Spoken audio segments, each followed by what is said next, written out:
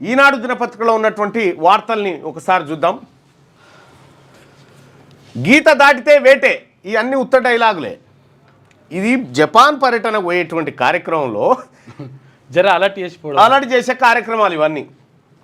నేను మంత్రులు కూడా పార్టీ ఆదేశాల మేరకే పనిచేస్తాం. మంత్రివర్గ విస్తరణపై అధిష్టానం నిర్ణయం రిజర్వ్ చేసింది. జూన్ 2 వరకు విస్తృతంగా గ్రామాల్లో తిరగాలి. మే 1 నుంచి జూన్ 2 వరకు నియోజకవర్గాల్లో పర్యటిస్తా. కంచగచ్చిబౌలి భూములపై బరాసా బజాపా ఏకమై దుష్ప్రచారం. వచ్చే నెల నుంచి కొత్త ఉద్యోగాల భర్తీకి నోటిఫికేషన్లు. సిఎల్పి సమావేశంలో సీఎం రేవంత్ రెడ్డి అంటూ ఎక్కువ రోజులు ఉండేటట్టయితే కనిపిస్తలేవు నువ్వు సీఎంగా. పరిస్థితులు చూస్తూ ఉంటే అట్లా కనిపిస్తున్నాయి. ఎందుకంటే దీన్ని ఎవరో కాంగ్రెస్ ఏది బీఆర్ఎస్లో బీజేపీలో కాదు, మీ అధిష్టానమే తీసేసేటట్టు అనిపిస్తూ ఉంది. నా సిమ్టమ్స్ అయితే అట్లా కనిపిస్తూ ఉంది నాకు. కొందరు ఎమ్మెల్యేలు హైదరాబాద్కే పరిమితం అవుతున్నారు. ఎవరెవరు ప్రజల్లో తిరుగుతున్నారనే సమాచారం ఉంది. ఎమ్మెల్సీలు ఇప్పుడు ఎందుకు మరి వీళ్ళు ప్రజల క్షేత్రంలోకి పోవాలంటే వీళ్ళు అంతేనన్నా కూర్చున్నారు అనుకో, పరిశాన్ కదా, డిస్కషన్ చేస్తారు. వీళ్ళంతా ఒక దగ్గర కలవకూడదు, ఎవరి క్షేత్రంలోకి వాళ్ళు వెళ్ళిపోవాలని చెప్తా ఉంటారు అన్నట్టు. అంటే నాదెండ్ల భాస్కర్ రావులు పుట్టకుండా మీ నియోజకవర్గాలలో ఉండ్రి పని చేసుకొని ప్రజాక్షేత్రంలోకి ఉండ్రి అని చెప్పి అందరు పోయారు కదా, ఎవరు గుర్తలేరు కదా అని ఫ్లైట్ ఎక్కి వెళ్ళిపోతారు అన్నట్టు. గిదే కథ. అంతకని దీంట్లో పెద్దగా సీరియస్గా తీసుకోవాల్సినటువంటి అంశాలు ఏం లేవు. కొందరు ఎమ్మెల్యేలు హైదరాబాద్కే పరిమితం అవుతున్నారు. ఎవరెవరు ప్రజల్లో తిరుగుతున్నారనే సమాచారం ఉంది. ఎమ్మెల్సీలు వారి నియోజకవర్గాల్లో తిరగాలి. ఎంపీలు కూడా ఎమ్మెల్యేలతో సమన్వయం చేసుకొని పనిచేయాలి. ఎవరు వీకెండ్ రాజకీయాలు చేయొద్దు. ఇగో ఇది, ఎవరు వీకెండ్ రాజకీయాలు చేయొద్దు, ఎవరు కలవద్దు. మీరు వారం వారం వచ్చి కలవ. ఎన్నికల ముందు ఎలా తిరిగారో ఇప్పుడు అలాగే పర్యటించాలి.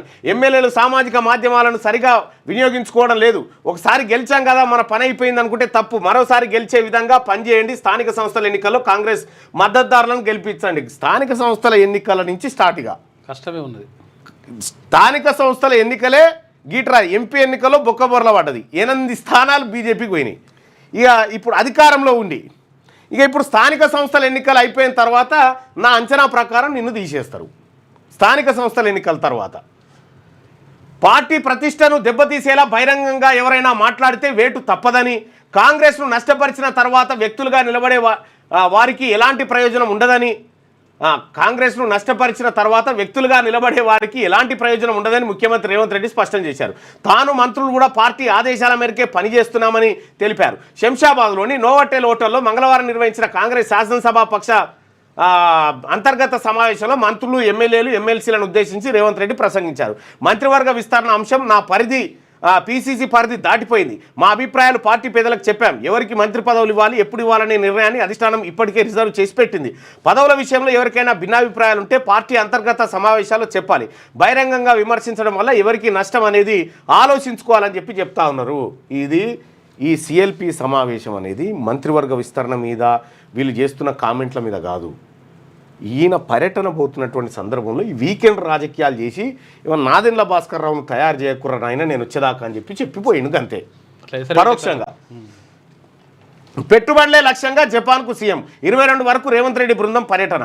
రాష్ట్రానికి పెట్టుబడుల సాధనే లక్ష్యంగా ముఖ్యమంత్రి రేవంత్ రెడ్డి జపాన్ దేశంలో పర్యటించనున్నారు. ఇందుకోసం మంగళవారం రాత్రి హైదరాబాద్ నుంచి బెంగళూరు మీదుగా జపాన్ పర్యటనకు బయలుదేరి వెళ్లారు. ఈ నేపథ్యంలో టీజీఐఐసీ ఎండీ విష్ణువర్ధన్ రెడ్డి ఇప్పటికే జపాన్ చేరుకున్నారు. ఐటీ పరిశ్రమల శాఖ మంత్రి దుద్దిల శ్రీధర్ బాబు ఈయన అందరు కలిసి పోతా ఉన్నారు. అయితే ఒక ఇంట్రెస్టింగ్ వార్త శనార్థి తెలంగాణలో బ్యానర్ ఐటమ్ ఉంటుంది. అదేంది, ఎందుకు వచ్చింది, అసలు కొత్త ప్రభాకర్ రెడ్డి చేసినటువంటి వ్యాఖ్యలను ఎవరు చేయించారు? కొత్త ప్రభాకర్ రెడ్డి కాంగ్రెస్ ప్రభుత్వాన్ని గులగొట్టమని కాంట్రాక్టర్లు, రియల్ ఎస్టేట్లు నాయకులు చెప్తున్నారని చెప్పింది కదా, కాదు, దానికి ఉల్టా. త్వరలో కొత్త ప్రభాకర్ రెడ్డి కాంగ్రెస్ పార్టీలో చేరబోతుండనేది దాని వెనకాల సారాంశం. మీకు దాని విషయం చెప్తా. అది చెప్పించిన దాని వెనకాల రేవంత్ రెడ్డి గారి ప్రమేయం ఏముంది, ఎట్లుందనేది మళ్ళీ మాట్లాడుకుందాం. లేటెస్ట్ న్యూస్ తెలుగు మరియు ఇంగ్లీష్ అప్డేట్స్ కోసం ఇప్పుడే క్యూన్యూస్ అఫీషియల్ యాప్ ని ప్లే స్టోర్ నుండి డౌన్లోడ్ చేసుకోండి. సరికొత్త సమాచారాల కోసం క్యూన్యూస్ వెబ్సైట్ ని ఫాలో అవ్వండి. ఛానల్లో ప్రాంతీయ, జాతీయ, అంతర్జాతీయ వార్తలు వీక్షించండి. లైక్ చేయండి.